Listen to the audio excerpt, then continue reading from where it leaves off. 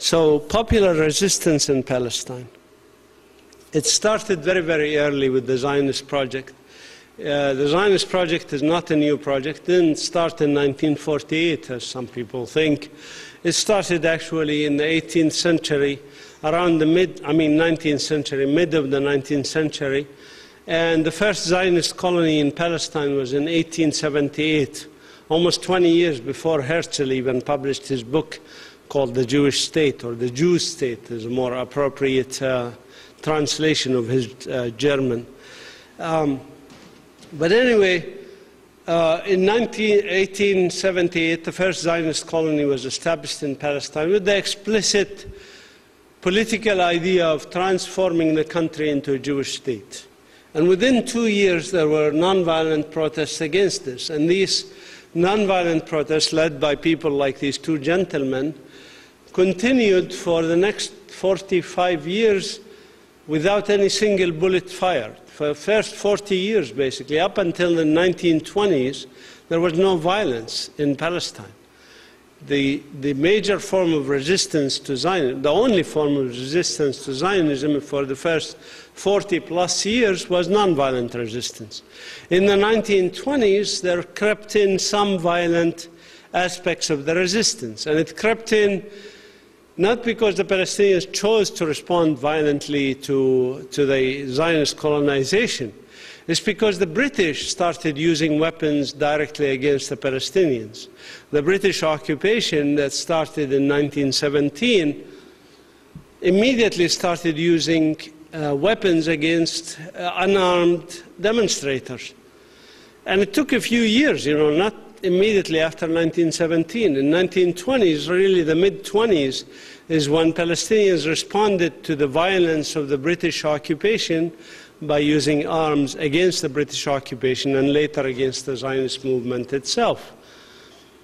So in general, but nonviolent resistance continued throughout this period. Here's, for example, the Palestinian woman, 1929. This is a delegation, elected Palestinian woman after the Palestinian Women Congress met in Jerusalem. This delegation went and met with the British High Commissioner to object to Zionism and object to the Balfour Declaration. These women are Muslim and Christian women, as you can see, of various persuasions. Some of them were even socialists and communists, some of them very religious conservatives. Or these men who were gathering in protest, or these religious leaders in Palestine, 1932, for example, who led nonviolent resistance. These people, again, involved various persuasions, various sects of Christianity and Islam, and even one rabbi, by the way, was supportive of these efforts. Some of these people ended up in British jails for their nonviolent actions. There's 4 Palestinian Muslim leaders, imams basically, and 2 Christian leaders, one Greek Orthodox, one Protestant, who spent time in British jails in 1936. There are many of these religious leaders today. Here's a few examples at the bottom of such religious leaders, which I consider to be analogous to the religious leaders like Gandhi and Martin Luther King and Desmond Tutu in terms of leadership of the nonviolent resistance in Palestine. But of course, these leaders in Palestine, religious leaders, are not going to be shown on CNN or Fox News. Congratulations, by the way. I heard that Fox News was declared the most trustworthy news source in America. Did you know that? I couldn't believe that. The American public was surveyed and chose that Fox News is the most trustworthy news source in America. But anyways, you won't see those leaders on Fox News, certainly, or CNN, or even NPR and things like that. Now, for us Palestinians, of course, I do want to emphasize to exist on our lands, to continue our normal lives in our lands is resistance. When I came back to Palestine nearly 2 years ago to teach at Bethlehem and Birzeit University,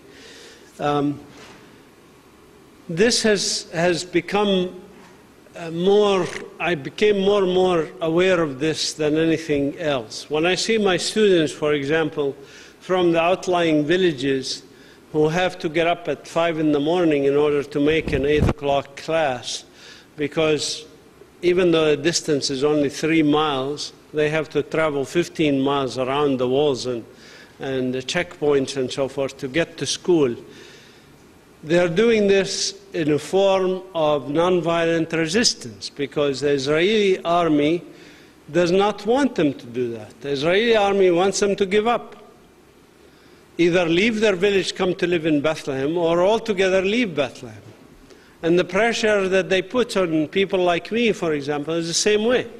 Why do you want to come here? Just go live in America. You even have an American passport. It is a way to say to the public, we don't want you to do anything here. We don't want you to eat here. We don't want you to drink here. We don't want you to get married, make love, or anything like that. So when we do all of these things in Palestine, it is a form of resistance. And this is, and of course in your mind you can think of what you do in everyday life here, in this 17, 18 hours, whatever your day routine. Imagine this day routine, getting up, having breakfast, traveling, going to work, all of these things. Every one of these actions in Palestine is a form of nonviolent resistance. Because Israel doesn't want us to do these things in Palestine. They're happy for us to go do them in America, or do them in Jordan, or do them in Lebanon, or do them anywhere else, but not in Palestine. So when a farmer like this sees half his land taken over for this Jewish outpost on his land, stolen basically, and yet he continues to farm the other parts of the land, and when they come to him and offer him $2 million and a visa and everything to live in Australia or in America, and he turns that down, to me that's ultimate forms of civil resistance, of popular nonviolent resistance, right? These are things that are not going to be discussed on public access TV or anything, well, Stan will cover them on public access, but I mean public, what do you call it, NPR and national public TV and radio. Going through checkpoints, of course, going to school like these girls, or these girls who try to get to school through Israeli soldiers who refuse them to go to school. They end up having their school class in the street. These are forms of nonviolent or civil resistance. Arguing with soldiers, nonviolent civil resistance. This gentleman, for example, was overcome, couldn't even stand, as you see the bulldozer there uprooting trees that his ancestors have planted on these lands, and this is his livelihood.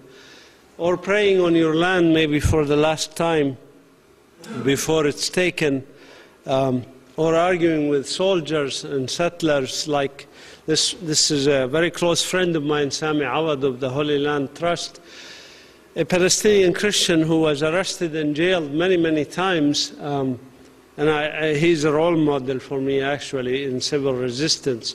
I learned so much by just watching him, and how he sat one time in the middle of the soldiers. He just decided, after talking to them for a while and they didn't listen to him, he just decided to sit down, and just sat down. And it took 4 of them to lift him up, rough him up, and just threw him, basically, literally just threw him out into another area which they thought would be okay for him to be in.